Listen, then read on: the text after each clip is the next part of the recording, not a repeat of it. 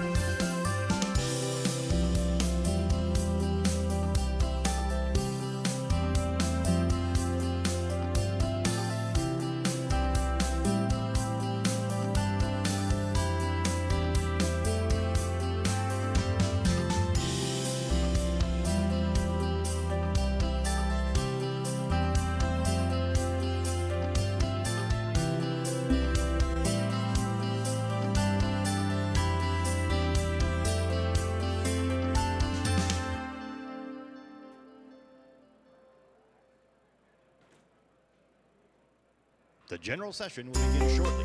Please take your seats.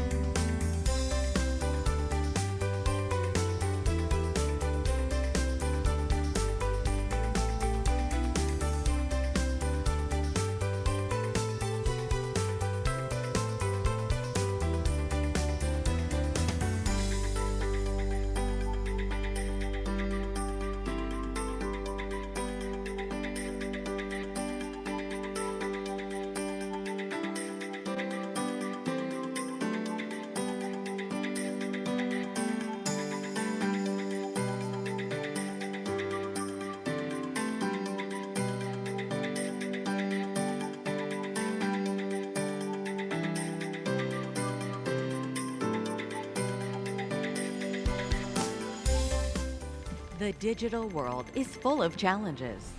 So far this year, phishing emails increased 62%. 94% of malware was delivered by email. 4 out of 5 organizations experienced a cybersecurity breach that started in their supply chain. The average cost of those breaches is now $3.56 million. Keeping clients protected requires a holistic approach that covers people, training clients and their end users to not open the door to attacks, and stopping unhappy employees from doing damage. Processes, finding vulnerabilities before breaches occur, patching systems before they're exploited, and automating tasks so you can focus on more value-add efforts. Technology, stopping threats quickly with cutting-edge machine intelligence and behavioral heuristics. Deploying cybersecurity that's a recognized leader. With best-of-breed data protection built in. Integrating those capabilities delivers unique benefits. Backups are protected against cyber attacks. Patches become fail-safe. Recovery is automatic following an incident. Management is streamlined in one console. A cyber protection strategy lowers your risks and improves your opportunities for more profit. Acronis is committed to connecting you with strategies, solutions, and support to grow your business. Acronis CyberFit Summit World Tour 2021. Lead the way with cyber protection. Acronis.com. Please welcome to the stage your host, Acronis Chief Growth Officer, Dan Havens.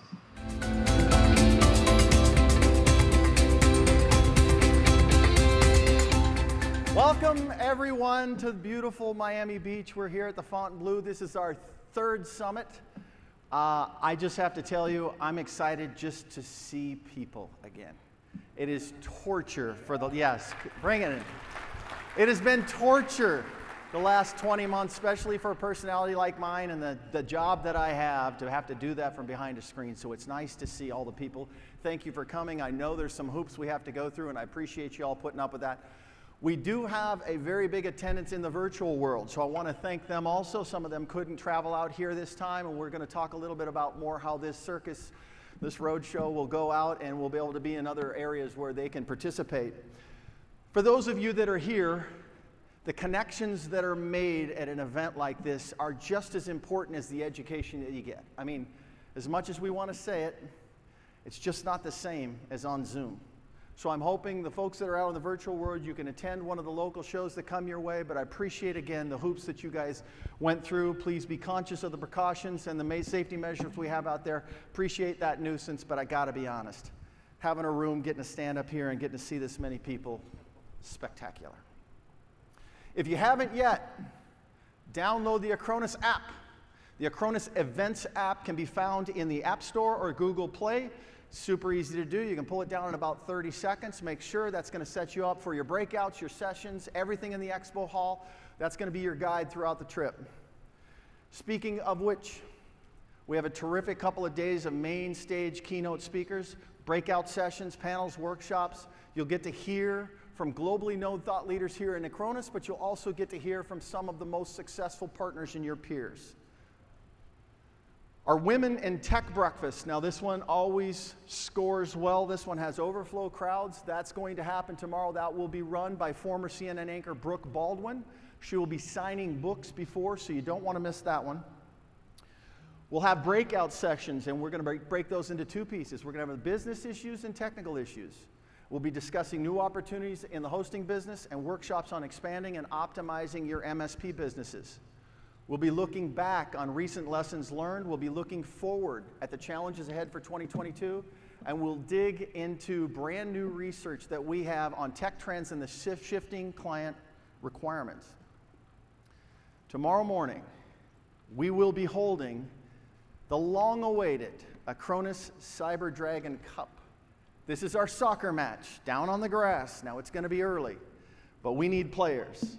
I need guys, I need girls, I need anybody out there that's a professional athlete. Make sure that you get on my team because we're going to leverage our Acronis sports partners, and we have 2 captains for those teams. Team 1 will be Pierre Garçon of the NFL Washington Football Club, superstar and stuff. Team 2 will be George Russell, a Formula One driver from the Williams Racing team. This is the best part of my job. I get to hang with these people. But come on down. We're going to play rain or shine. And because I'm a little older, if you come 15 minutes early, I'm going to have a little stretching segment there so that we can continue to make it through our day. Acronis SCS is holding, they're our independent affiliate that serves the public sector. They're going to have a soiree down at beautiful South Beach that will be at the Moxie Hotel. That's happening at 7 o'clock tonight. Buses are going to pull out about 6:45, so keep your eye on the signs and get to the front of the hotel.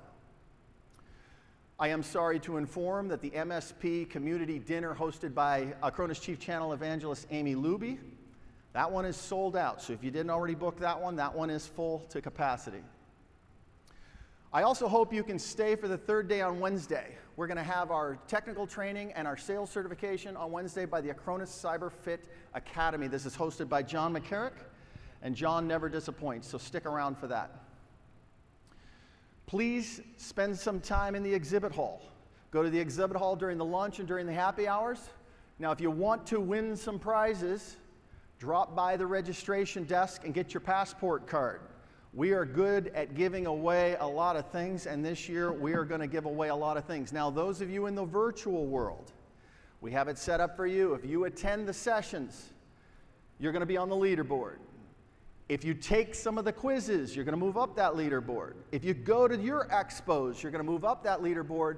And these are some good prizes. The prizes include iPhones, MacBooks, and a killer Swiss watch that I saw given away 2 years ago. Now, I don't get to participate because they say that I can't, but if you misplace that watch, it's going home on my wrist. I'm a watch guy, and I'm telling you, it is absolutely worth it. And also think, those that are here from the States and know our supply chain problems, these may be the only gifts you get to put under the tree that arrived on time. So, for the first people, 100 attendees to complete their cards, they're automatically going to win a wireless set of Acronis earbuds. So it's almost like you can't lose. You'll also get some great stuff from participating in our silent auction. The Acronis Cyber Foundation is our nonprofit that builds schools for children in need around the world. So go to the foundation booth. It's right out by the registration booth. I will tell you, there's a ton of really cool items there. I've already got my eyes on the Mickey Mantle baseball. But so if there's any, but another thing that I saw, which I will need later, but some of you, if you're wine drinkers, I did see a case of Tuscany's Castello di Bassi wine, which I've had the fortunate opportunity to have that a few times, in that our founder is, it's near and dear to his heart, and I can tell you, it is absolutely spectacular, so bid on that one. Before we get going, let me say that our colleagues and peers on this stage and in this room represent an enormous collection of experience, talent, intellect, innovation, and entrepreneurial drive. So I hope, better said, I expect that you'll take advantage of us getting to be together here today so that you can share your own knowledge and ideas and explore potential partnerships. That's what makes these things go and what makes them work. I know I'm excited. I get to see live people again. I get to see a lot of partners I've seen in the past. It's almost like a family reunion. It's wonderful. I hope we're headed in that direction, and I hope that can work for you too. This show is just one stop of the CyberFit Summit World Tour. We will be making 3 more stops, one in Switzerland, one in Dubai, and one in Singapore. You're welcome to come out to those events also, but those of you that are looking at this virtually, make note of one of those shows that you can participate, because we would love to see you. I speak for us all here at Acronis, including the 100+ folks that we brought just to service and make sure that we were here for you. I want to say welcome. I want to say thank you for coming, and we look forward to connecting with all of you during this term. So now it's time to get the show rolling. Our first speaker needs little introduction. Now, he dislikes me enumerating all about his academic achievements and his long string of startup successes, not to mention his technology investments and his education and philanthropy investments. But I will say, it is probably safe to say that this person is probably the main reason that we're all here in this room today. So if you would help me give a warm welcome to our Acronis founder and Chief Research Officer, Serguei Beloussov.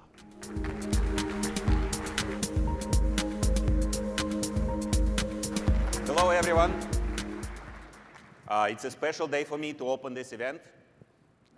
It's a special day because it's the end of the journey which I have started more than 8 years ago.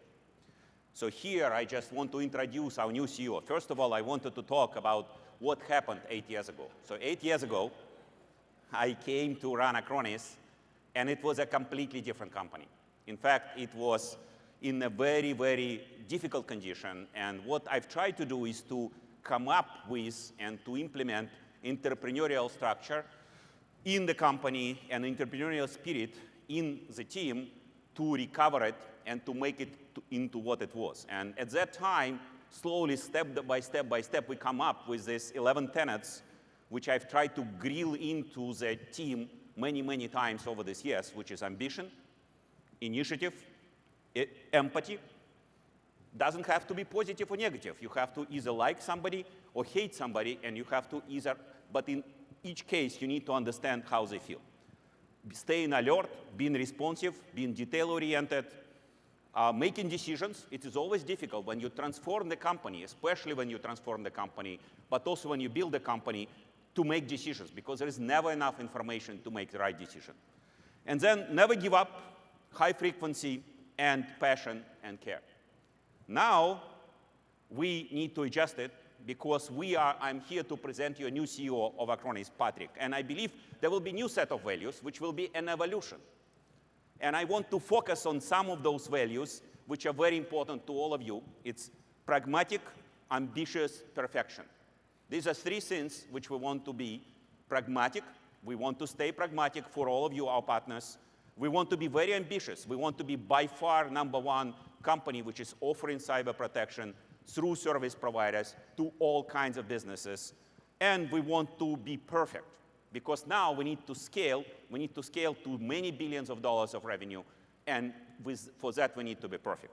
Why did we choose Patrick? It's pretty simple. First of all, he's a native-born service provider. He's in the service provider business even longer than I am.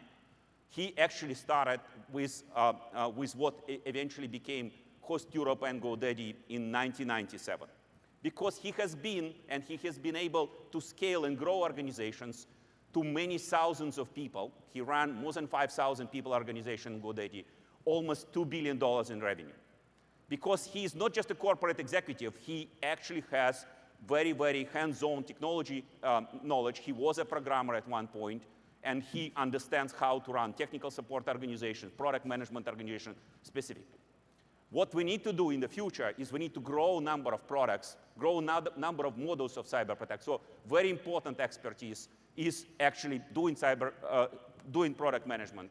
And finally, he has been involved. He wasn't a CEO, but he has been involved. He was an officer of a service provider, one of the most famous service providers in the world, GoDaddy, which is a public company. With that, I want to introduce you Patrick Pulvermueller. Patrick.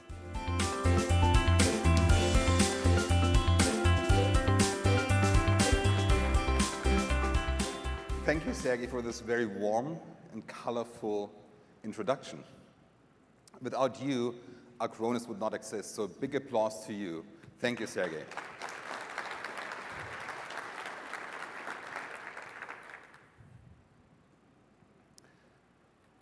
I've been in the service provider industry, as you just heard, for over 20 years. And 20 years ago, I did not have to worry about cyber threats. But I still had to take care of my customers' data, applications, or systems because of hardware failure or other issues. Issues I experienced more than once, but thanks to Acronis, I always had an image readily available, just in case. The world has changed a lot since that time. But two things have not changed. My passion to serve you and all other customers best. And Acronis' focus on you, the service providers, to protect all of your end customers' data, applications, and systems, which is especially important in today's world where we're experiencing a significant increase in cybercrime by more than 300% and an ever-increasing pace. And I promise you, I will continue on that path, and I will listen to all of you what you need to be successful. We are significantly investing and will invest in our research, in development, in support, and in our cloud capabilities in order to protect you and your end customers from any threats which are out there today or tomorrow, no matter where you or your customers might be on this world. We are truly empowering you to protect your end customers and yourself. This is what I call cyber protection with the power of you, and I'm looking forward to talking much, much more during this keynote and later during the next 2 days to you about this topic. Let me now introduce to you Candid Wüest, our VP of Cyber Protection Research, 20 years cybersecurity veteran, author of an amazing book, holder of many patents, advisor to many governments around the world, and most importantly, a great, great person. Candid, please come on stage.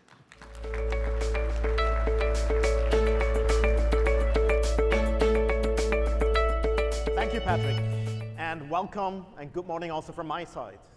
I'm very excited to share a few short visions, ideas about the cyber risks and cyber threats out there.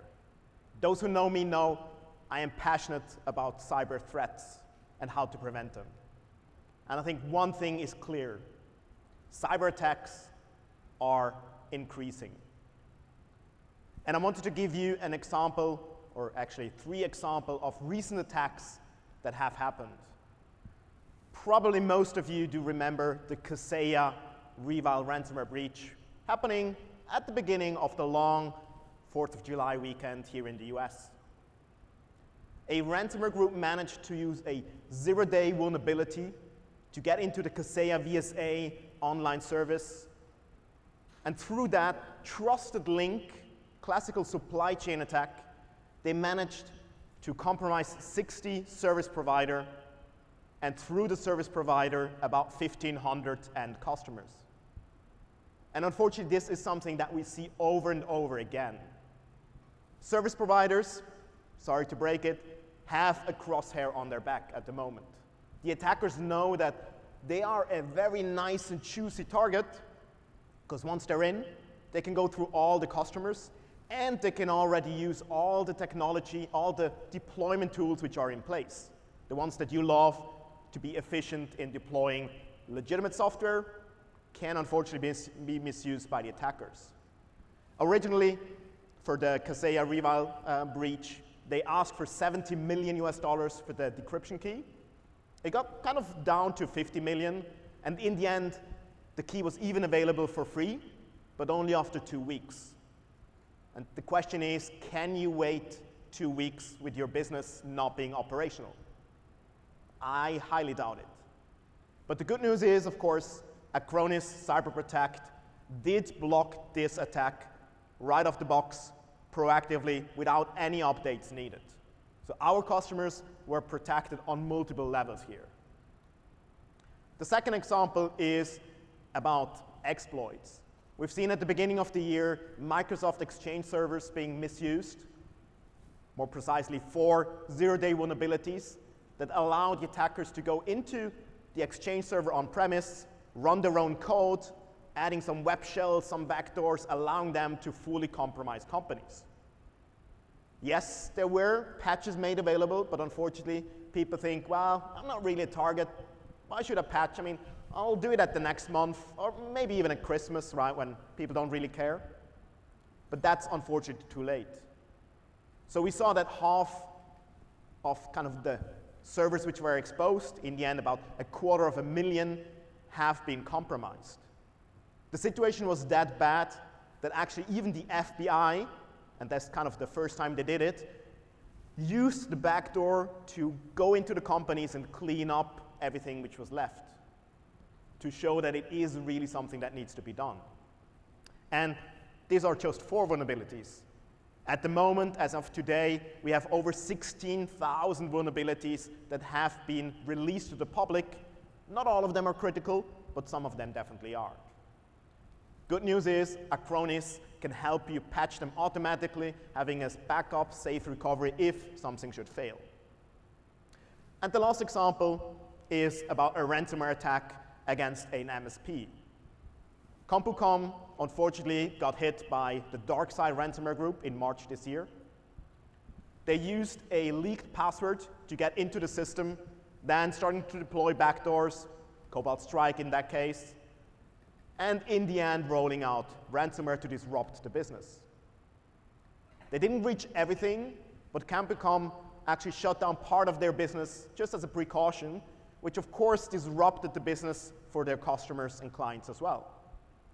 They expect that in the end, it's about 8 million loss of revenue that they suffered and about $20 million that they had to use for cleaning up. So of course, you don't want to be the next one, right?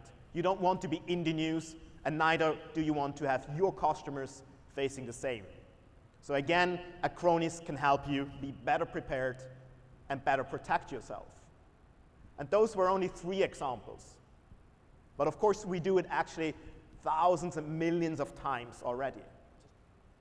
We blocked over 2.5 million URLs at the endpoint, at the workload for 2021. And keep in mind, that means the email with the phishing link probably already got through the classical email security that you get from Microsoft or whoever. But it wasn't filtered out, because the attackers are, of course, using automation. They're starting to use machine intelligence to make their lure, their phishing emails, pretty convincing so that people are still clicking on it.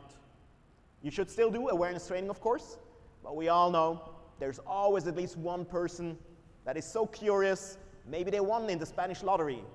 Maybe the Nigerian prince really want to give away those millions. They don't, so don't fall for it. But someone usually clicks.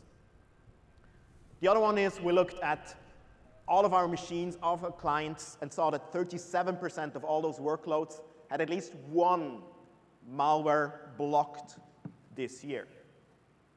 So it's more than a third, which means it's not a matter if you get attacked, it's a matter when. And you probably already have been attacked. It's just a question, did you notice? Yes, if it's ransomware, you probably did, because that's something which is very, very noisy. But if they steal your customer database, if they steal your passwords, you might not notice till it's actually too late. So it's absolutely crucial that you protect yourself, right? And one way of protecting is, of course, with backups. In September, so last month alone, our customers created over 85 million backups. Hopefully, not all of them will need it. But as Patrick said, it's good to know they're there, they are working just in case. Because for today's threats, you need a multi-layered defense approach. Backup alone is not good enough. But traditional antivirus alone is also not good enough. You need the combination, you need the integration, which is cyber protection. This is what brings you to the next level to actually protect against the threats that unfortunately we are all facing. On any given day, more than 500,000 new malware samples are created. More than 500,000 per day. That's kind of a big tsunami rushing towards you. And now it's the question, can you swim? Do you want to swim in a tsunami? Better be prepared. And make no mistake about it, it's not just Windows. I hate to break it, but Macs, Linux servers, they're attacked as well. I mean, yes, we see more and more Macs being used in operational offices, or probably now home office, which kind of is the same, right? Apple sold 17% more devices last year, but malware, so new malware samples and threats increased by over 1,100%. Why? Well, because the attackers see it is profitable for them as well. They know it is of very value to attack those systems, right?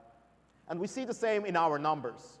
So in our Cyber Protection Operations Center, the CPOCs, where we monitor the threat landscape around the globe, we saw an increase of 27% more malware threats on Mac being blocked for last month, and 31% more malware threats being blocked on Linux. And those are normalized numbers. So it is showing that we see more and more attacks going after anything out there, regardless of cloud, Linux servers, Mac. There's always something of interest for the attackers. So you need to be prepared. You need to kind of make sure that you can combat those threats. And this is the important thing, right? Because we all know the attackers, they become more and more sophisticated. They are prepared. Some of them make millions. Not all of them, but all of them want to make millions. So the question is, are you prepared? I hope you are at least on the right path. That's why you're here. So take the opportunity and talk to Acronis, talk to our partners. Let us show you how we can help you to actually be better prepared with cyber protection for the threats for the future, so that you can enjoy Miami with the nice weather and the Acronis Summit without having to fear about the next attack and your customers coming on in the next news. With that, I hope you enjoy the rest of the conference. Thank you, and back to you, Patrick.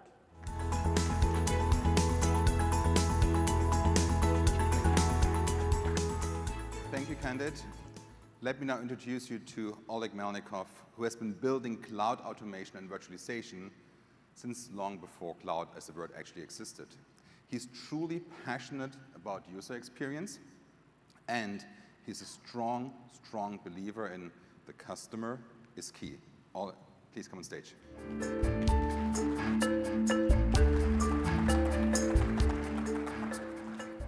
Thank you all for coming to Miami.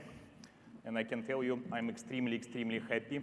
And if Dan Havens is extremely too happy, all of you guys here and see all of you guys online, I cannot even express myself how happy I am to see you guys in full, with legs, shoes, pants, skirts. Because for the last couple of days, every time I meet a new person, I have to do it like this. OK, this is how you look on Zoom. OK, you have legs. Anyways, at Acronis, we always had a vision of one-stop cyber protection product, which enables service providers to protect, manage, and recover with the fastest time possible your end customer environments to the working condition. And we manifested this through introduction of a product which is called Acronis Cyber Protect, with a single, tightly integrated product, through a single management console, with a single agent, which is extremely important, which is deployed on multiple workloads, through a single control panel, so with a single protection policy, with a single customer and partner portal, with a single support portal, with a single support team, with a single marketing portal, and what's most important for Acronis, with a single bill to pay to a single vendor, us. We design efficiency of Acronis Cyber Protect. We design UX of Acronis Cyber Protect with efficiency and productivity in mind. And today, Acronis Cyber Protect supports about 30+ workload types. We list them on a separate slide. And our goal is to support more than 100 workload types in the next couple of years. Frankly speaking, it's between 12 and 24 months. Acronis Cyber Protect wouldn't be what it is today without very, very feature-rich and very tight integration with whatever guys you're using today, whether it's a PSA solutions, RMM solutions, or cloud services, automation solutions. And we invested a lot into this, and we'll continue investing into this in the next couple of years. An extendable platform. You remember Acronis 10 years ago was a product company, then we became a cloud company. Now we're turning ourselves into a platform company, because once we launched this Genie in 2019, which is called Acronis Open Platform, Acronis Cyber Platform, we cannot put this Genie back in a bottle. We're seeing a lot of interest from MSPs, from cloud distributors, from cloud aggregators, from system integrators, from SVs who are developing completely new types of protection. They're coming to us and they're asking us to integrate their product into our platform or to integrate our service into their product. And this is what we're going to continue and heavily invest in 2022 and the way beyond. To support our initiative, to support our vision of a single product, in 2021, we significantly changed our product portfolio. If before it was a bunch of different products, it was different editions. From now on, we have only one product. This is the only thing you need to remember. Acronis Cyber Protect Cloud. That's what we're selling. This is a unique product, which is, again, tightly integrated. And we change the licensing and packaging of the product in such a way that from now on, instead of selecting a licensing level per customer or per partner, you can do it on per workload basis. You can select very flexibly the level of protection you need for each workload, and you can do it by combination of so-called advanced specs. We released 4 or 5 packs so far. It's advanced backup, advanced disaster recovery, advanced email security, advanced DR, advanced email security. In the next 6 to 9 months, we release 2 or 3 more packs. One of the examples of new workload types we released support just in the past months is the support for MariaDB and MySQL. If before we supported only mainstream huge commercial databases, now we stepped into open source world, and from now on you can backup one workload, and then you can flexibly restore either full workload or one database or multiple databases or a single table or multiple tables. You can even export database into a set of files. Another important improvement is our integration with VMware Cloud Director, and I keep calling it VMware Cloud or VMware vCloud Director because they keep changing the names. It's very hard to follow it, so it's called VMware Cloud Director. So if imagine you build a hybrid infrastructure for your customers, and one of the first questions your customers will ask, but what about protection? What about backup of my environment? And Acronis helps you to answer this question because what we did this year, we implemented tightly integrated Acronis Cyber Protection Console directly into VMware Cloud Director console. So now your customers can initiate backup, restore, recovery directly from the tools they're using on a daily basis, or you're using on a daily basis. Also, you have a full control of which organization will have the self-service control plan and which one will not have it, which user can do what. It's very, very granular. And also, you can control the usage, who is using what, who is not using what. New licensing and pricing, which we introduced again this year. I'm really, really excited because a lot of our partners, they list Microsoft 365 as a leading product they're offering to their customers, to their end customers. We introduced a flat licensing, or I would say per seat licensing in 2021, which means from now on we charge only per seat, and unlimited storage, unlimited Acronis hosted cloud storage is included with the seat. So we charge you per seat in two cases. Seat is protected by cyber protection, by backup, or a seat has access to shared resources, like for example, folders, groups, or SharePoint Online websites. We're not going to charge for things like devices, equipment, rooms, or guest access to shared resources. Next significant improvement we released just recently at the beginning of the summer in our partnership with a company called Perception Point. We released a product called Acronis Advanced Email Security for customers who are using Microsoft 365, Google Workspace, or Open Exchange, or on-premise Exchange deployments. You would be able to protect your customer domains from malware, from threats, from ransomware attacks by very, very simple integration. You just go into your tenant, customer tenant, you enable advanced email security, you provide a couple text strings for configuration of your mail server, you are done. Your mail is protected. Next improvement is disaster recovery. You know that you have to protect your customer environments in case of man-made or natural disasters. But moving one way, it's only half of the job. What you have to do once your primary site is recovered, it's up and running, you have to keep your business up and running. You have to move your DR'd environment back to primary one. And this is exactly what we delivered in 2021. From now on, our advanced disaster recovery module, our advanced disaster recovery pack, allows you to fully automatically, incrementally move your DR'd environment back from the cloud on your primary environment step by step. Fully automatically, without monitoring, without anything. It's done automatically. With level 2 VPN support and level 3 IPsec support, we also provide service providers with great flexibility, very high level of flexibility in terms of what kind of network configurations you guys can support for your customers. And at any moment of time, combination of L2 and 3 IPsec VPNs allows you to support different network configurations, and you can be sure that your customer environment will be connected to the cloud no matter what. Show cyber protection value. It's a very, very simple slide. We know that cyber protection fight is a very tough fight. As Candid was telling us, everything is changing every day, everything is changing every minute. But unfortunately, it's a very invisible fight. It's kind of, nobody knows about it. It becomes invisible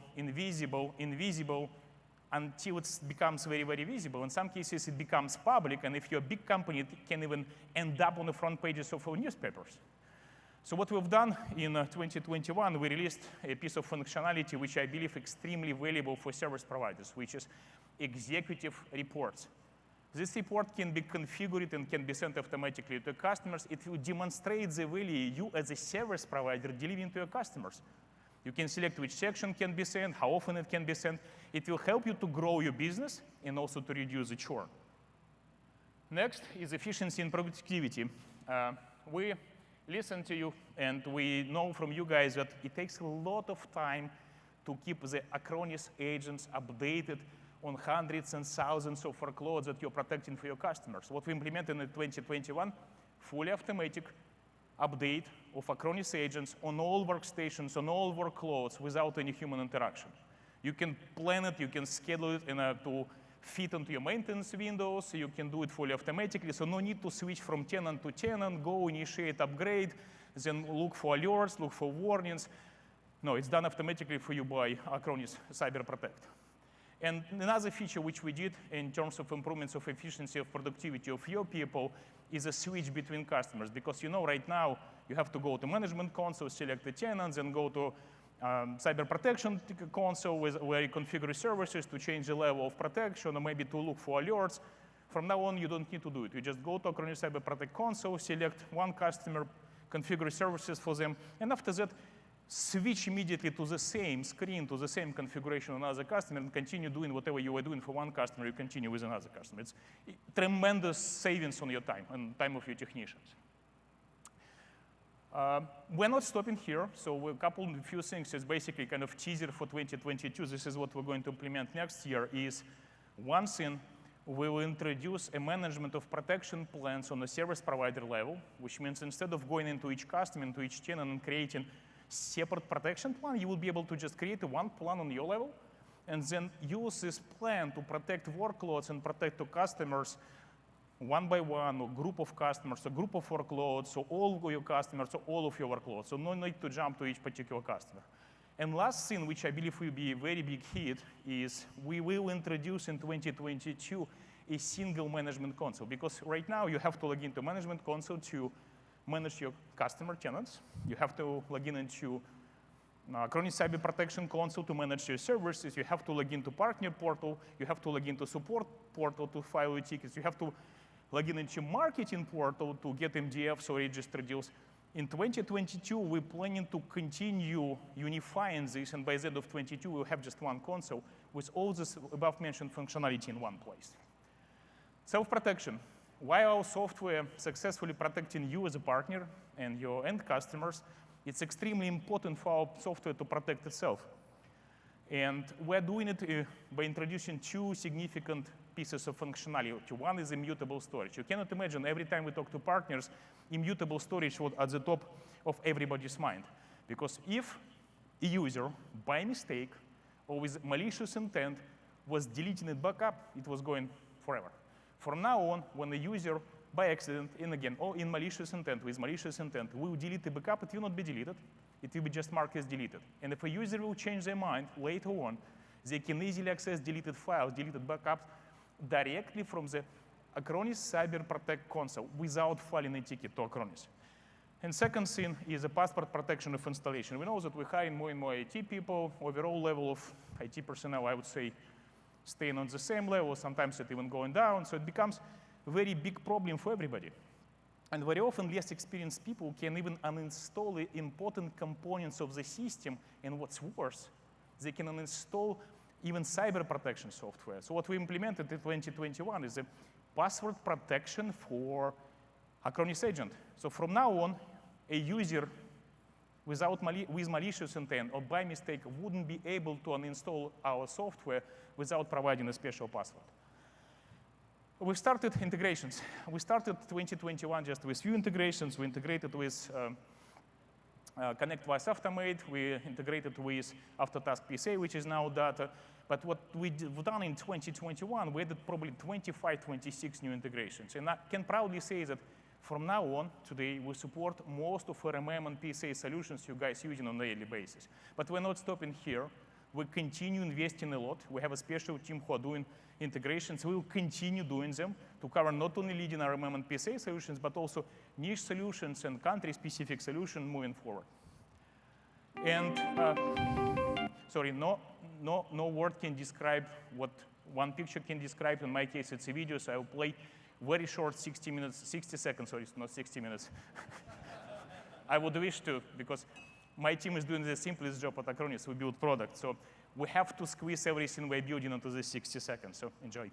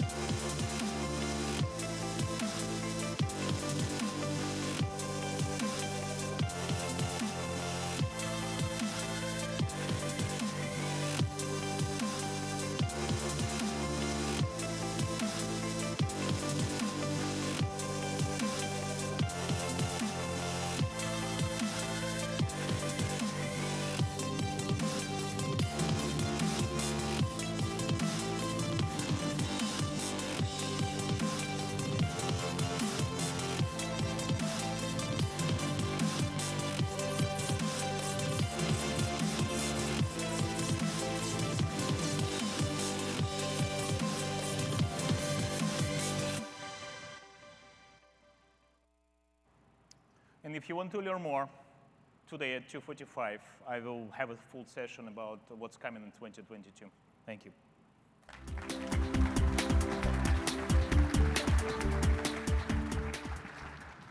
Thank you, Oleg. Amazing what the team has built this year so far. And I'm really looking forward to everything the team is going to build over the coming months and years to come. I shared with you earlier my vision with cyber protection with the power of you. But let's talk a bit about strategy. What does it actually mean? And let me start by our audience, the SMB. All the businesses out there are confronted with a higher and higher pressure to digitize, which is frankly a great thing for two reasons. It creates more productivity and it makes the whole world more sustainable. But it comes with a minor caveat. Through the digitization, these businesses are all exposed to more complexity. And they're exposed to more cyber threats.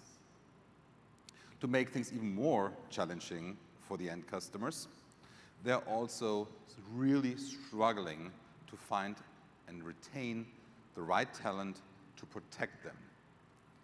This is the reason why they are more and more looking at all of you for help, advice, and protection. And we are here to help you to protect the end customers. We are offering the best localized solution around the world. Today already, we offer you our solution in 26 different languages. This makes it most comfortable for your employees to pick and choose whatever language they might prefer, but it's also important for your end customers to receive the report in a language they feel most comfortable with. We also offer you an outstanding TCO. This allows you to always stay competitive and reap a bit more benefit for you personally. We did some calculation where we compared the right solution with the right quality for each of the segments we can protect you against with our combined solution. And with us, you have savings of up to 57%. I was really aiming for the 75%, but we are not that far yet.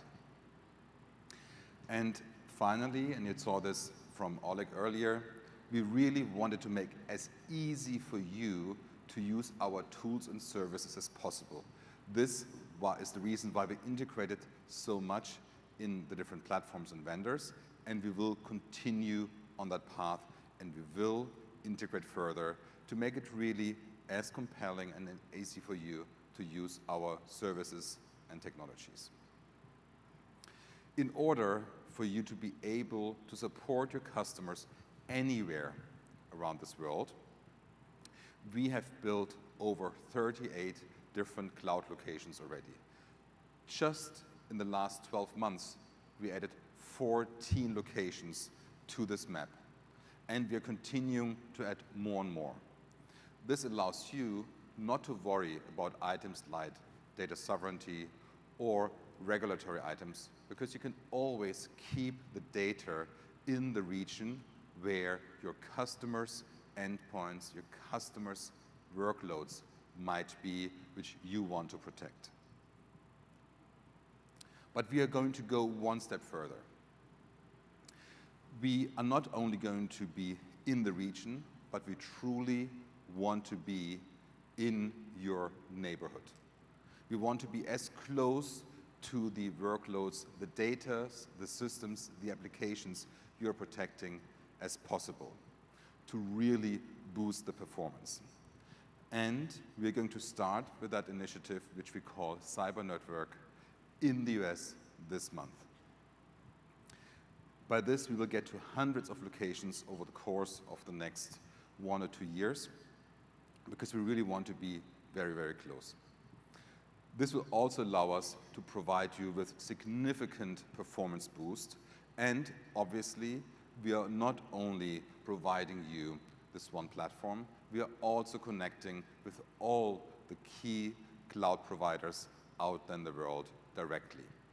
So whatever data your end customers might have on some other clouds, we can directly connect and have the best performance possible to protect all the data, applications, and systems. But we thought more about how to help you, the partners. And as such, we are currently collecting all the different features you truly need to really connect with us, from direct traffic to direct port connections. We are really able and will be able to provide you all these different features. And the right people are here in the room to have some one-to-one discussions with many of you, what you also aspire for us to provide you. Because, as I mentioned earlier, we are here to serve you, to provide you the solutions you need to be successful. But there's more. We relaunched our partner portal this year, and we completely revamped it with tremendously valuable content from a marketing perspective, from a campaign perspective, from a training perspective. If you haven't logged into the partner portal recently, I strongly suggest please do so. It's really worth, and we're continuously increasing the repository, obviously in multiple languages. Next, our partner program support. As I mentioned earlier, we are continuously investing, and just this year, we were able to improve our time to response by 3x, and the solution rate by more than 50%. And we will continue on that path, as I told you earlier. Finally, our Partner Academy is a great opportunity for a true win-win situation. Partners who went through the Academy and experienced the training material in average achieved 103% more revenue. So whoever has not signed up here yet, feel free to do so. It is truly truly worth it. And this is what I call the cyber protection with the power of you, our service providers. Thank you so much.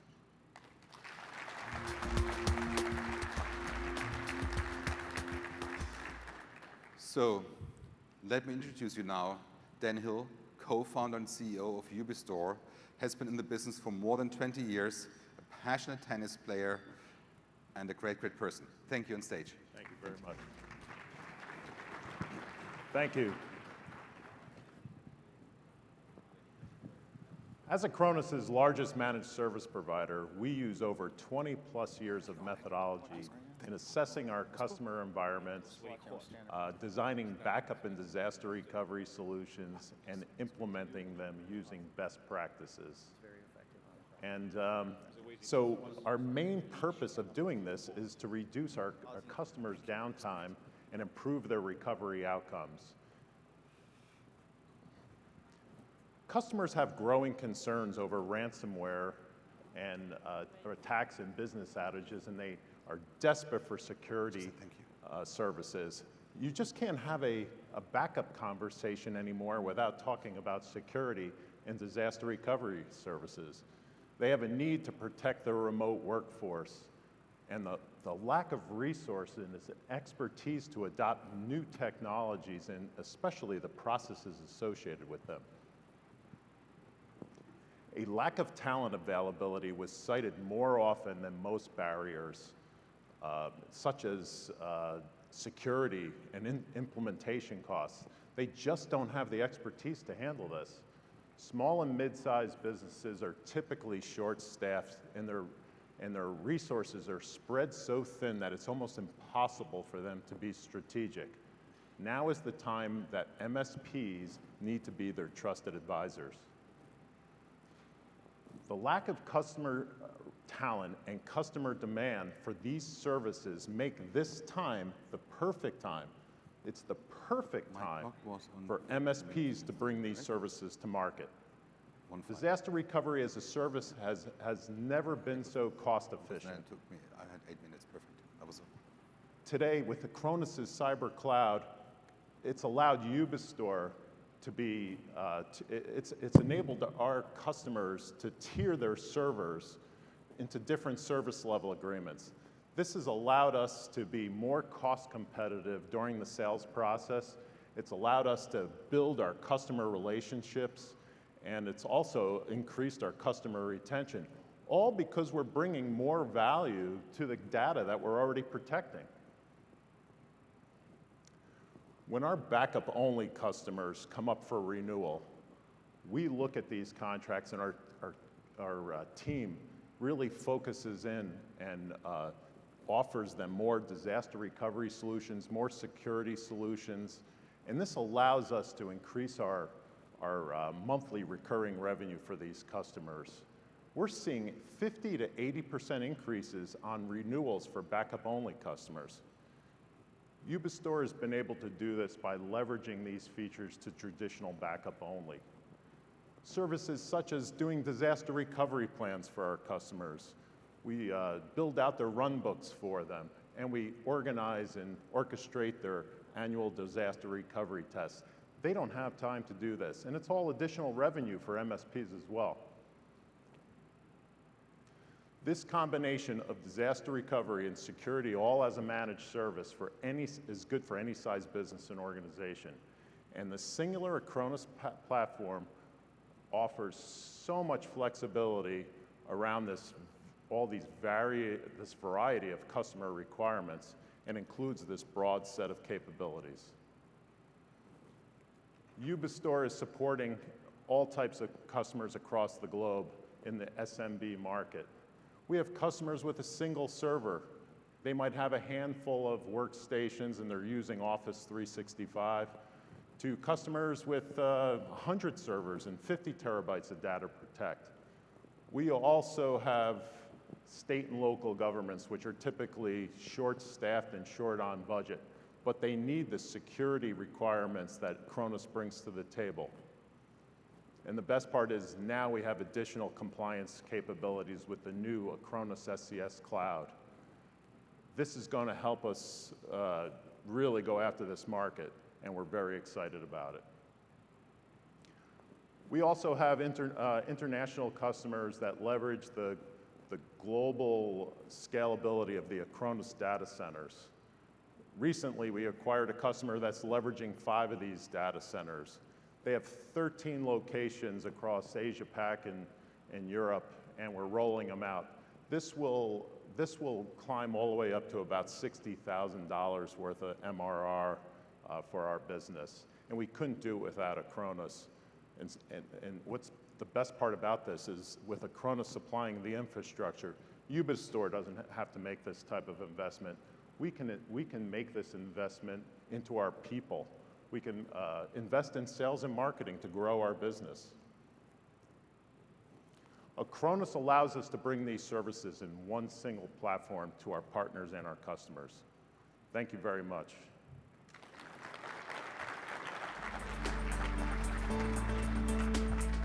So thank you, Dan.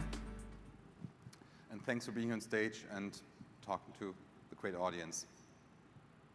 Let me now introduce you to Phil from IDC, whose focus is on many relevant topics from multi-cloud data management to data logistics, cyber protection, recovery, and much, much more. Phil, please come on stage.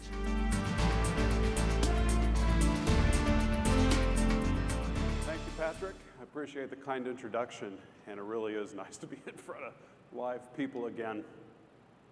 For those of you who may not be familiar with IDC, we are an IT advisory company based in Needham, Massachusetts. We have about 1,100 analysts who've been in business for more than 50 years, and those 1,100 analysts worldwide cover just about every aspect of IT. I like to say that we're an inch wide and a mile deep in what we do. And I've been covering data protection since about 1997. I became an analyst in 2000. And this cyber protection, I find, is really one of the defining moments in our industry. And so what Acronis wanted me to do today is to give you guys a little bit of the higher level picture of this marketplace, to give you some statistics that we found through our research, and to kind of put it into the context of what you're doing with Acronis. First thing I would tell you is that about 90% of organizations use the cloud for some portion of their data protection.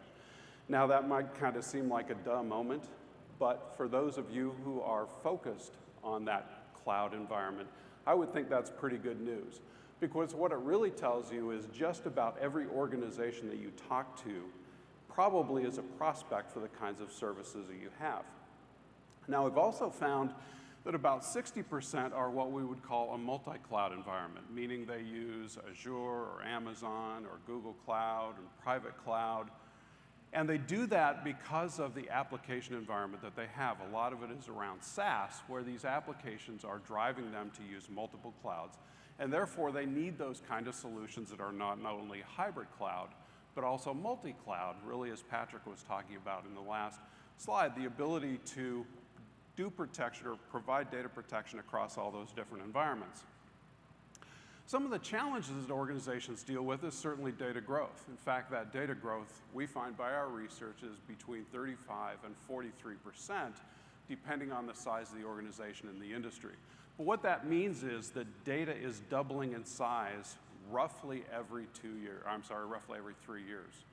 So the amount of data that organizations need to back up, that they need to protect through disaster recovery, that they need to archive, are really all those important points that they have, and it is a constant battle for them to deal with that data volume. As you can see in the chart up here, about 50% of data today is in the traditional core, it's in the data center. That means the other 50% is somewhere else. It's in the cloud or at the edge or some other location. And what that's causing is really a tipping point in the industry. And we forecast that by 2025, 55% of IT organizations will have adopted a cloud-centric data protection model. That means that they're still going to have applications on premise, they're still going to have applications at the edge, but they're going to be managing them from a cloud perspective, and that it is that cloud perspective that we believe is driving the way. When we're talking about cyber protection, I want to give you some additional data. And you've seen some interesting statistics earlier from Candid in terms of the amount of attacks and where they're coming from. I can tell you from our research, 93% of organizations admit to having been attacked by malware. I like to say the other 7% either don't know it or won't admit it, because I believe that number is much closer to 100% than the 93%. At the same time, we found that about 50% of organizations have suffered some kind of unrecoverable data event. That is the cardinal sin of data protection, of not being able to recover data, and yet 50% of organizations have suffered some kind of outage such as that. Now, the one that scares me the most is this last one, and that is for those organizations that had been attacked by ransomware, only 13% were able to continue business without paying the ransom. The other way to look at that is 87% of the organizations had to pay some kind of ransom. And I got to thinking of this kind of in the context of Acronis, and I thought of this marketing campaign for him. Maybe he's like some cyber bullies are out on the schoolyard. There's this poor little victim in between them. They're going, should have had Acronis, should have had Acronis. I don't know, Guider, what do you think? You like that? Well, actually, now you know why I'm not in marketing. But it did kind of occur to me that it is that kind of data protection that you need to protect you. And what we found also in our research is that the average amount paid for a ransom was about $250,000. And of course, Candid had some astronomical numbers, and those numbers do exist out there. There's some that are literally in the millions. But on average, it's about $250,000 per attack. The reason the organizations are so concerned about it is the consequences of ransomware are simply extremely dire. First of all, there's the direct ransomware cost, the $250,000 or the $1.4 million or whatever that number happens to be. They usually have a permanent loss of customers. They lose revenue directly from these events because they're down for some period of time. They have a damaged reputation, and that reputation is often permanently damaged. And they have lost employee productivity. And if those five weren't enough, what we're finding is more often now, they're finding shareholder lawsuits for negligence, those organizations being sued by their shareholders because they didn't adequately protect themselves, as well as class action lawsuits from impacted customers. I'll also tell you kind of the hidden elephant in the room is people losing their jobs. High-level people, CTOs, other people in the organization who lose their jobs because they were not prepared for ransomware. And these are the kinds of things that keep them, quite literally, keep them up at night. I want to talk about the market you guys are in specifically here. Now, if I showed you the data protection and replication software market itself, it would be about a $9 billion market, but the growth rate for that market is about 2.3% CAGR. So it's a relatively small growth rate. Compare that to this, which is data protection as a service, which at IDC we define as disaster recovery as a service, backup as a service, and archive as a service. And as Dan was talking about, when you put these things together, you really start to build a much larger market in aggregate. And these markets are growing at about 19.1% compound annually. In fact, we project that this market will be larger than traditional backup software this year in 2021. We'll see the crossover point of this marketplace. And in terms of disaster recovery, it's growing at about 18.7%, archive is 20.1%, and backup is 18%. That is just a tremendous growth market, fastest growing market in the data protection industry, and this is exactly where you guys are. You guys are in the sweet spot of this particular opportunity.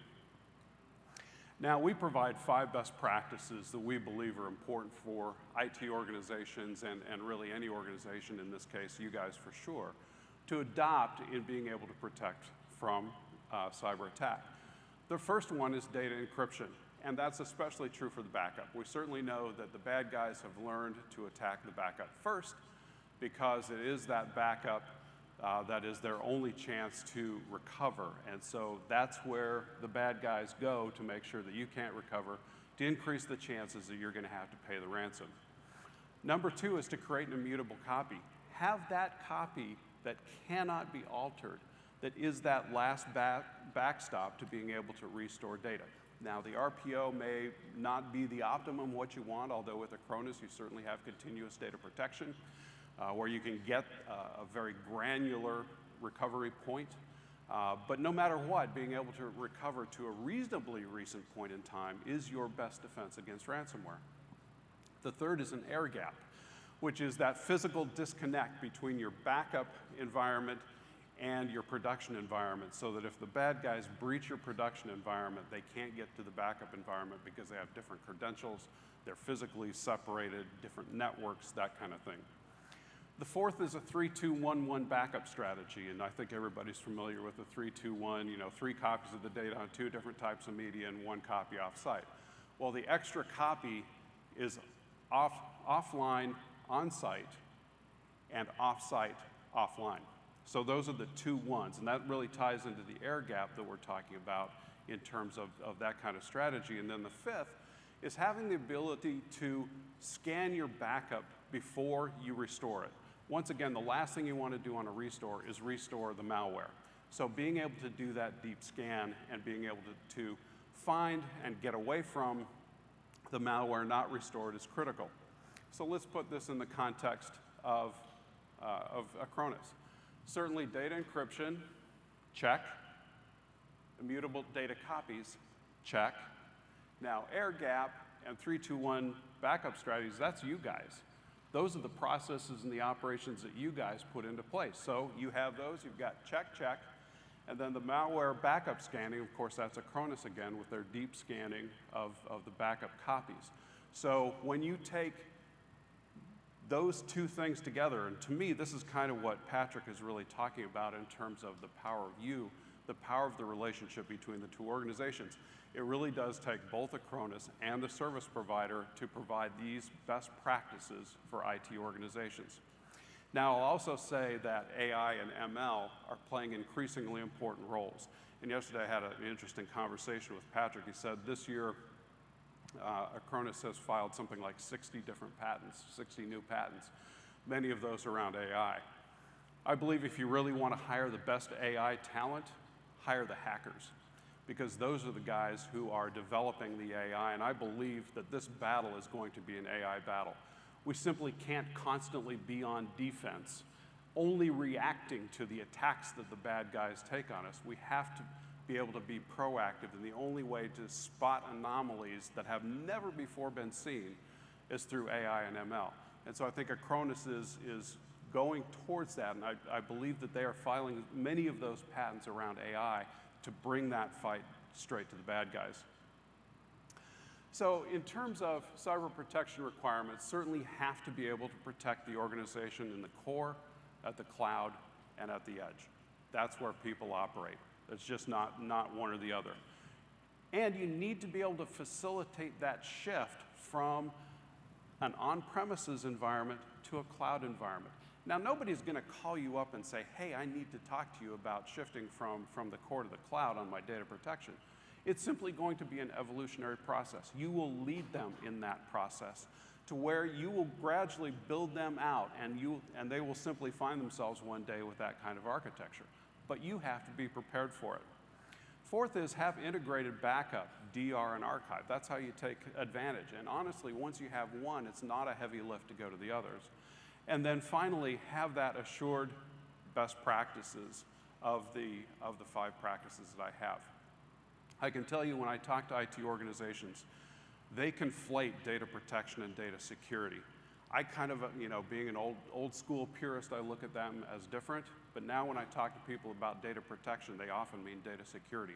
They are no longer looking for one data protection and one data security protection and figure out how to integrate the 2. They want an organization that can give that to them all in one simple, easy to manage, easy to implement, easy to install package. So I hope that's given you a little bit of overview of the market. Again, I'd like to thank Acronis for the opportunity to speak with you guys today. I'll be here at the conference and would love to talk to people. I love the feedback that I get from these, so please stop by. Patrick.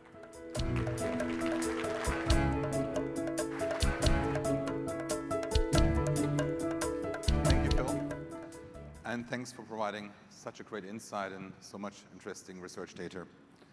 So I would like Sergei back on stage to talk about the future. Sergei?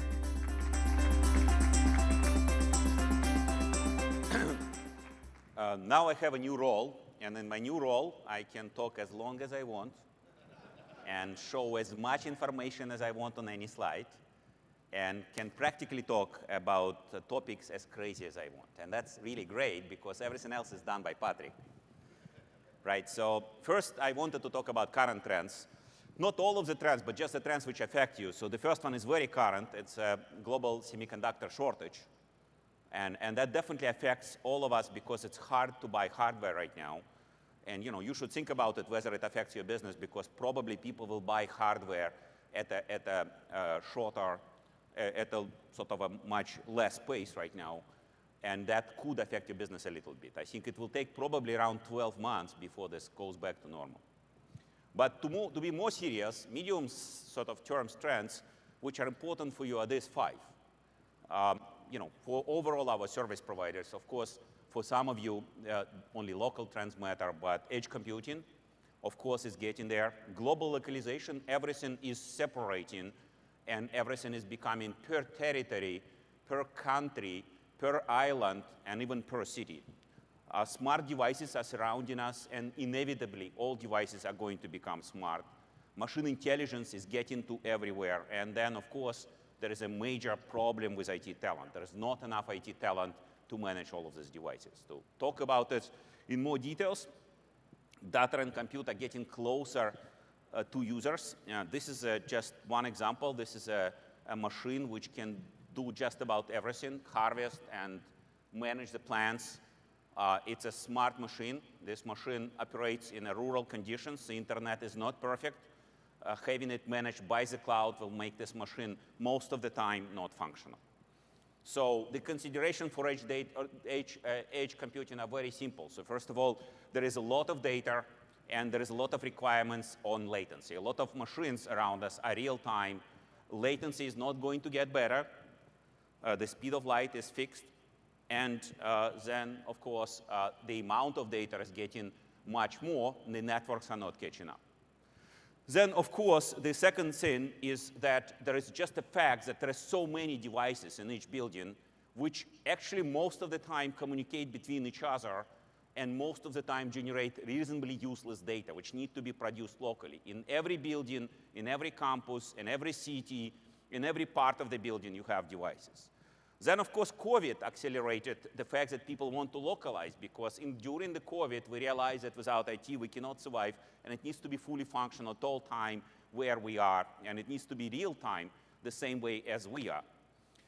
Then privacy is a major concern. I always talk about privacy. I started talking about privacy since I came to run Acronis 8 years ago, and I think we're still far from solving this problem. Privacy is about freedom. Privacy is about knowledge.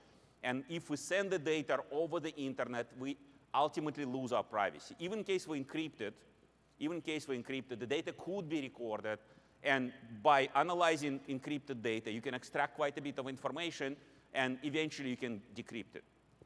And finally, there is a concern about security. A lot of the devices have such data that is very, very problematic to send. And so edge computing is spreading, and there is a lot of problems to solve with edge computing. Then global localization. Just a reminder, this is the world right now, and there are 195 countries, 48 independent territories, and about 100,000 inhabited islands. If you try in every country to count different territories which manage this territory differently, we will easily multiply this number by another factor of 100. So we're talking about a lot of places where the data and devices are. And that, of course, is important because it's happening because these territories want to have full control. Today, we have physical borders for all of us. But there is no borders for TCP/IP packets. I think it's just a matter of time before these borders are actually going to be legitimized in pretty much every country. People talking about Great Firewall of China, there are great firewalls on almost every country, including probably even this great country, because you have to know where the packets come from. Then another thing which is interesting, we have all these global companies, and these global companies, they're seemingly being run as a one big global corporation where IT was decided in a central IT organization. That is going to change because all of these global local enterprises, which in many cases today are not huge companies, but actually reasonably small companies, they will have to run their offices differently. That's a great opportunity for many of you service providers, because it's just only going to become harder for them to have a centralized IT organization. Another thing to remember about global localizations, people always forget that only 18% of the world speaks English. And so IT has to be not in English, has to be in local language. You know, one great example I always have is that there is only 14% of people in India who speak English. Other people don't speak English at all. And I believe, as such, we have to adapt our services, our support, and our products to be local. And of course, there is all these considerations about security, privacy, enforcement, and so that means that separates the world to many territories. Then smart and digital devices. I think it's a simple situation. It's just a matter of time before people will actually stop knowing how to produce not smart devices. This is, IWC watch, which is produced in Schaffhausen. And, IWC watches can have up to 400 parts. An interesting thing about Swiss watches is that Chinese can do and can copy just about everything, but they don't bother actually copying Swiss watches. They actually make their own watches, but they buy parts from Switzerland because they don't have the expertise making Swiss watches. In the future, people will not have expertise making non-smart devices. That means that you will have smart devices everywhere. That means that every device which surrounds us will be smart. This thing will be smart. It will have a computer inside. It has a processor right now, but this thing will be vulnerable to internet attack. During my presentation, somebody will be able to connect to it and to hack it and to do something which I don't want to do with the presentation. Then I want to remind you about 3 different types of smart devices. So first of all, recently there is a term which was coined in the industry about killware. Killware is about malware which can actually manage devices, which can actually affect human lives, like cars or like infrastructure, and so on and so forth. So this is just a matter of time. All of these things need to be managed. I don't see a lot of our service providers today managing such devices, but that's just a matter of time. Then healthcare is all getting to become digital. All the devices in healthcare are becoming digital. Today, there are still a lot of mechanical devices, but it's just a matter of time when the doctors, for example, stop using surgical instruments, will only use robots to do operations. Robots simply better than surgeons to do operations, and it's better to give a person a robot and to have a program in between having a surgeon to operate this robot, to make an operation, but that means this thing becomes a device which needs to be managed. Of course, industry around us, buildings, cars, roads, factories, airports, railway stations are all actually becoming digital, and so all of that is actually requiring to be managed. And again, with all of that, we have major security and privacy concerns, because now we're talking about intervention of a digital world into a physical world, and from a physical world to a world of humans directly into our health and to our bodies. Machine intelligence, of course, clever machines bring new benefits and new threats. So the clever machines are everywhere. This is just an example of clever machines which are first appeared at home and now in the offices.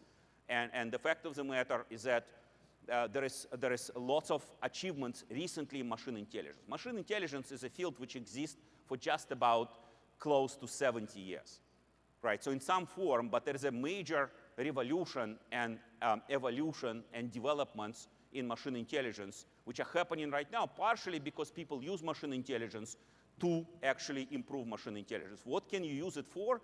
Well, very simple 2 things. That's what we do in Acronis. For anomaly detection, any kind of anomaly, humans are good to spot anomalies which are either not too slow or not too fast. Anomalies which are too slow or too fast, we cannot spot very quickly, and we cannot spot at all, and we use machine intelligence for that, if something is happening over time. And then, of course, routine automation. Why would we actually need IT administrators? Most of the time when I talk to my IT administrator, he recommends me to reboot a machine, or then he recommends me to disconnect and connect a machine. That could all be done by a machine, not by a human person, who is much more difficult to manage and much more expensive. And again, with machine intelligence, there are new threats, because machine intelligence is much less clever than humans, and it's much easier to trick it based on data or based on other things into making a different decision. And then finally, of course, there is a competition to IT talent. This is a friend of mine. He's the chairman of the new venture which I'm starting, Schaffhausen Institute of Technology. He's a Nobel Prize winner of physics, and he always teaches me some new things. One thing which he recently told me is that last 10,000 years, humans were fighting for resources, for land, for minerals, and so on and so forth. Last 100 years, people were hiding for technology. The future, people will fight for talent. So the fight for talent is just starting. The fact of the matter is, all this technology which we invent today require humans to use it and require talented humans to manage it. And so there will be more fight for talent. And it's quite clear that in a global IT market, there is not enough people. In US IT market, there's not enough people. The amount of job, even just in cybersecurity, which will appear, is much more than amount of ability to supply. In addition to that, especially for you in US, the problem is that people can work from anywhere. They don't have to be in New York City to work in New York City. They can be in any part of United States. And in fact, they can be in any part of the world. And then the demands for those people are ever increasing. We're trying to make it simpler with Acronis products, but it's a stiff competition. There is more devices, there is more vendors. There is like every day a new vendor in cybersecurity or in something related to office productivity. There is Zoom, for example. Now I'm finding out that Zoom is not enough for many things. There is many new competitors of Zoom. All of this need to be managed. And then, of course, these IT people are also major security and privacy concern. They can actually be bad, and it's very difficult to understand if they're good or bad, and they can change to be bad if their circumstances change. So now I want to talk very quickly about what I'm going to do right now. Besides Schaffhausen Institute of Technology, I'm going to focus on my new job description in Acronis. I'm not leaving Acronis. I'm with Acronis pretty much full time. I'm trying to work 90 hours per week, so half of it goes to Acronis, half of it goes to SIT. 45 is about the right time for a full-time job, right? But so this is 5 areas of my activity with Acronis, which is focused on medium and long-term Acronis plans. So first of all is autonomous.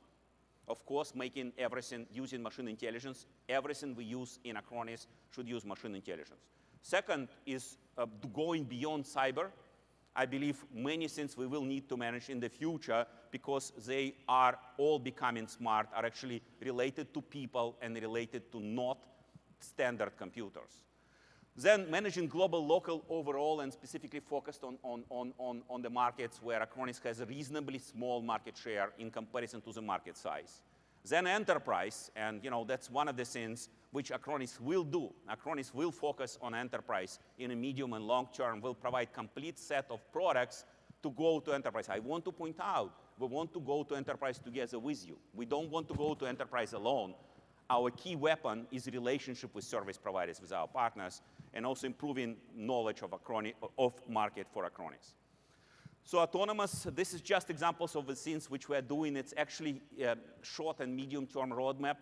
It's self-learning AI of workloads. It's digital antibodies, which we are copywriting and patenting. It's preventive lockdown, something which we've learned from COVID. It's proactive backup and failover, something which we always wanted to do and are doing already to some extent. We can do it much more often. We can make the backup policies dynamic. Today, backup policies are static, so you set them up and they're there. What they really need to happen is that backup policies need to evolve according to certain rules, dependent on the circumstances around them. At the good times, you can only back up once a week. At the bad times, you might need to back up every second. And then many, many, many things in the future. Then, talking about autonomous. Sorry, this is 2 times the same slide. So going beyond cyber, That's another focus for Acronis. So basically, we need to understand that the problem of security is a holistic problem. It is not just about controlling the device and controlling the network. It is also about controlling access to the physical devices, access to the facilities. It's also about controlling the people who work for the company. It's also about controlling network devices.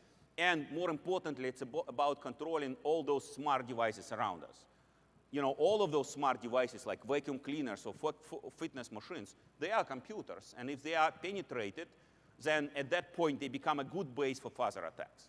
And that's what we need to do in Acronis. Of course, enterprise, that's just sort of internal quote from our summit of what we're doing about enterprise. It's not just a single product. It's a different way to go to market. And we have to teach you and teach ourselves how to go to market differently to actually be able to satisfy largest enterprises in the world. Then again, we want to work with service providers. And so any of you who want to try to sell to larger customers, customers which has more than 1,000 people, employees, more than 10,000 employees, I would very welcome your feedback, what we need to do and how we need to help you. And again, it's not just about products, but it's also about what we do together to go to market. Then there are starting geographies. Of course, we have started this in the places where we have the most market share, which is German part of Europe and actually Singapore. But we are expanding it globally. Then, of course, to sell to enterprise, we do need to work with analysts. And so you've seen IDC on stage today. We're going to work with Forrester and with Gartner. And we will need to teach them why using service providers and doing cyber protection is the best way to go about protecting enterprise. And many, many features of integration with slightly different products and softwares. Global local initiative, this is, again, it's part of our internal strategy, which we are happy to share with partners. It is about the fact that we need to manage all of the data centers globally, to have geo-redundancy, to provide full control to local service providers. So many of you perhaps focus on your geography, but if you want to expand your business, you can use our local teams in those markets. Also, very important part of our strategy is that we want to provide local disaster recovery. That means local today is in every country and in every language. What happens in the future, it's in every territory. What we see more and more happening in many territories is that the customers want to know to where they recover. What I see more and more with sensitive customers today, they want to know in which Amazon data centers they actually run. They don't run in Amazon as a cloud. They talk about Amazon South, Amazon West, Amazon Southwest, and so on. And of course, competitive pricing, very different in different markets. And so if you go to a different market with us, you can ask for better pricing. Then the last thing which I do as a chief research officer is market knowledge. That's something, again, coming out from our internal offsite, is what we want to be the main center of the world of the expertise about service provider market. We want to know about each type of a service providers. We classify 5. Managed, most important for us. Hosting, very dear to us because of our heritage. Network, which is telco and ISP. Security service provider, which is new market for us with our security products, and cloud service providers. We want to separate them by size, by number of customers, by number of partners, and by many other criteria. We want to understand that each service provider is local. It's local to each territory, and even in case we deal with a single brand in a service provider market, the way they do business in the different countries or different territories could be different. We want to be able to know all of the dynamics of service provider business. And by the way, we're happy to share this information with you. If you ask about what is happening in your territory, we might give you quite a lot of information. And of course, when we're talking about service providers, we're talking about these specific services. Today, backup, disaster recovery, remote management, security, and hosting. We want to know everything about companies which are offering these services to customers. So, then I can talk about something crazy, and this is a future trends. This is a future trends for the next 10 to 20 years or 30 years. And, the interesting thing about these future trends is quite a lot of those trends, even though I've been speaking about this, the first time I had this future trend slide was 10 years ago, and I was standing on the stage. It wasn't here, but I was passing the realm to the new CEO of Parallels. And interestingly enough, many of the things which I was talking about then has actually happened already. And so general intelligence, quantum technology, intelligent materials, hybrid reality, and life engineering. So these are longer-term trends. Just to update you, and just to have fun, general intelligence, this is something which is going to happen in the near future in slightly different way on how it's presented in science fiction movies. So sensory augmentation will be able to feel what robots feel. Agility augmentation will be able to use exoskeletons. Understanding language and emotions much better. Today, in fact, we're quite limited in understanding language and emotions. We understand each other relatively badly, and we can do it better with machines. Brain enhancements, so we have many limitations to our brain today. Our brains, for example, don't remember speeches very well. For example, if I ask any of you to repeat my speech from right now, word by word, intonation by intonation, you will not be able to do it. It's very easy to teach the machine to do it, and it's perhaps easy to enhance your brain with this. And of course, brain-machine interfaces. Quantum technology, again, something you would learn soon a lot. So this is really these 5 parts of quantum technology. Quantum sensors, which are most precise, most power efficient, smallest, and so on sensors in the world. Quantum communication, which is in fact only way to communicate from A to B and be sure that nobody recorded your data. Because as soon as somebody is able to record your data, they will be able to eventually encrypt it if they come up with the right encryption mechanisms. Quantum computers. I've been talking about quantum computers for about 12 years. And right now, I'm a happy investor in this wonderful IonQ quantum computer company, which is public in New York Stock Exchange. And in fact, I've got more than 10x return on this less than 2 years investment. And in fact, many people tell me, this is hype. This is not hype. This company has $15 million in revenue this year and plans to have $500 million in revenue in 2026. And will probably have more than 60 next year. And so it's not hype. It's a real company which provides real computers. And quantum machine intelligence, why is it important? Well, I want to remind people that machine intelligence is a funny thing. Imagine you have just your computer and you use some algorithm to teach it to play chess. Just your iPhone. If you teach it to play chess and it will learn to play chess itself, it will achieve certain level. It will achieve perhaps a level of a reasonably good player, will never get to a grandmaster level, and will never be better than the champion of the world. If you use GPU, you can actually teach the machine today with the right level to play much better than any champion of the world ever in the history, but it will not win against the TPU, tensor processing unit, which is used by Google to play chess in AlphaZero. What is interesting about quantum machine intelligence, it is basically potentially a thing which would allow to teach the machine to, for example, play chess even better than Google AlphaZero. So it's kind of a binary thing. So if once you have a quantum machine intelligence, if it allows you to run better optimizations, it can be dramatically cleverer than any other machine intelligence. And of course, quantum security, such as very wonderful thing, which is never solved in the world of digital security. Once you have a physical access to the device is insecure. With quantum security, you can imagine owner-independent devices, which is I give you my device, but you cannot still hack it. Even though you keep it in your possession and you close all the doors, and I don't have access to this device, you will not be able to hack it without me knowing that you hacked it. When you get back to me my device, I will know that you did something to it. Then intelligent materials. It's another sort of fascinating topic. We lived in the world in the past 100,000 years as we exist as human beings, where we've been leveraging existing materials or slight modifications to existing materials. The reality is that you can actually build today, you can envision a mechanism where you build materials from different components, listed here, 0D, 1D, 2D, 3D, live components, combine them in a very complicated ways, layer by layer, atom by atom, molecule by molecule, create multi-material level functionality. That means that materials will behave in a certain way. Today, materials are static. They don't behave. The only materials which behave is living materials. We are all living materials. If you drop your DNA into cell, it will grow to a full human under some conditions. And then, of course, self-assembly, that's exactly growing. And so effectively, eventually in the future, we will have living materials. Instead of actually building a building, we will grow the building. And instead of repairing the bridge, we will feed it something, and it will repair itself. The next, of course, is a hybrid reality. This one is a slow one coming. Just like general intelligence, you may think that it has been promised right around 25 or 30 years ago.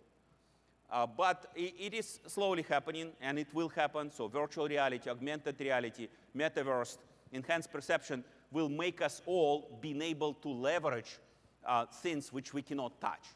Will make us all be able to be much more productive, for example, working in remote environments. And these things, they happen in sort of a paradigm shift, single step. Once a virtual reality and augmented reality glasses will become the right level of quality, which is just a matter of time, just a matter of maybe 3-5 years, it will suddenly become possible to not have this conference in a physical way and to yet make a full appearance of the conference in the physical way. You just have to see it in your glasses. Not today's, and life engineering is the last one. In my link, it's basically this main thing about the fact that we all believe that aging is part of life, but in reality, aging is the worst disease in the world. There is this book I recommend all of you to read. It's actually 2 years old book, but it's still pretty current, and it talks about the fact that over time, over the next 10 years, many countries will accept that aging is a disease. We're all sick with aging, and so you can use machine intelligence to significantly improve drug discovery. You should apply a multidisciplinary approach. There is a lot of efforts in cellular engineering. There is a lot of efforts on making healthcare more difficult, and so as a result, we can slow down aging. I think in the next 25 years or 50 years, people will start living hundreds of years. And again, all of this comes back down to what you guys do, and I was thinking, what does it mean for you? So future is different and diverse, and so I have to tell you what to do, right? I mean, as a chief research officer and a founder, and that's what I come up with. I mean, first you can sell short Bitcoin, because once the quantum computers are available, all the Bitcoin is actually going to be decrypted and irrelevant. All of the Bitcoin of the world today is based on the fact that you cannot decrypt it, but with quantum computers, it's quite possible that you will be able to decrypt it. So if you have Bitcoin, just sell it. Become gardeners. So learn how to grow things, because in the future, you don't need to actually build networks. You can just grow them.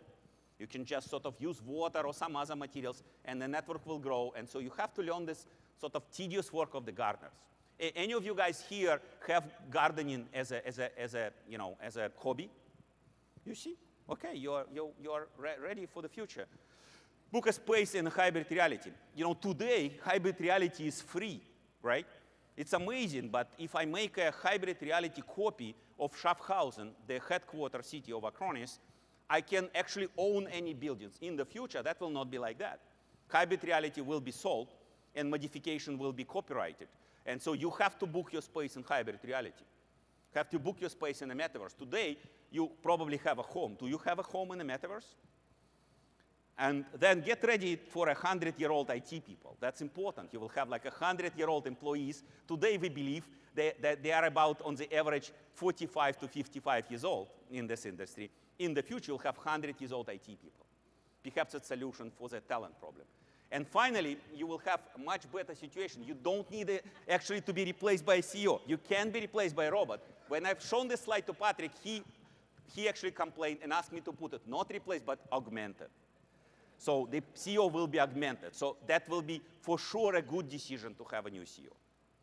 Well, to be serious, we have to always stay ambitious, but stay pragmatic. And so I just want, from my side, still me and my partner have close to 50% of shares of Acronis, more than 50% of voting shares. And so what I want you to do, just this simple 5 things. So first of all, use Acronis Cyber Platform. So try to develop applications and modify applications on top of Acronis Cyber Platform. Then use Acronis Academy. Acronis Academy is using the software which I built in SIT. I'm highly interested in making Acronis Academy by far the best learning academy in the world. I need your feedback. We're ready to train your people in just about everything, both in Acronis and in my new venture, SIT. Sell advanced packs. Selling advanced packs will generate natural flow on requirements on Oleg, who is very proud to talk about, our CTO and our chief product officer, on what we need in advanced pack. Today we have, couple dozen in the roadmap. We can build more advanced specs. We can make them better. We definitely feel that advanced spec users are much stickier and much more profitable for both for you and for us. Increase your CyberFit score. We are very, very serious about this CyberFit thing. Just to make sure that that I'm serious about it, I have to remind you that when I came to run Acronis, there was a problem of thinking that I'm only there for 6 months and I'm going to be only changing myself to somebody immediately and then selling the company for peanuts. To accomplish convincing everybody otherwise, I made a tattoo on my shoulder. I have Acronis tattoo on my shoulder. So Acronis will stay with me for life. I'm not leaving Acronis unless they actually eliminate the tattoo. Now with CyberFit score, which is a weird thing, I have another tattoo now. It's a CyberFit here, so it's not going to go away. I want everybody to be CyberFit, and we can pay for your tattoos. Here in Miami, I made my first. If you want to make a CyberFit tattoo, we'll pay for it. And let's sell to enterprise. Help me to understand how to sell to enterprise better. We have all these enterprise companies like Veeam, like CrowdStrike, like Palo Alto Networks, how to defeat them together. How to not defeat them by us, but how to defeat these CrowdStrike guys and these Veeam guys and these Palo Alto guys and the other guys, Veritas guys, and so on and so forth, together in a large enterprise. Thank you very much.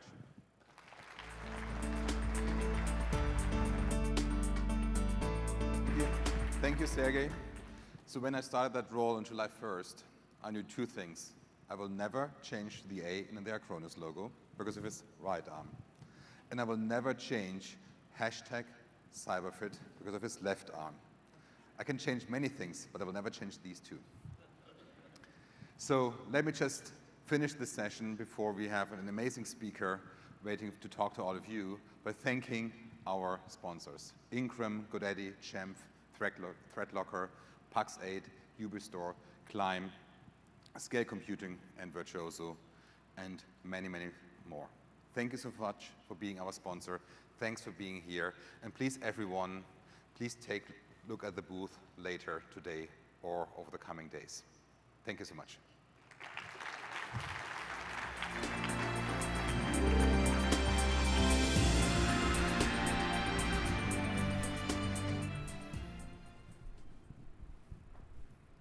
Thank you, Patrick. Thank you, Sergey. Appreciate the insights and the commitment. Next, we're going to roll a video. For a company, we're going to roll a video for Jamf. Now, for any of you here in the audience that have Apple products, you have the desktops or MacBooks or anything, this is the group that you're going to want to get to know. So let's go ahead and roll that video.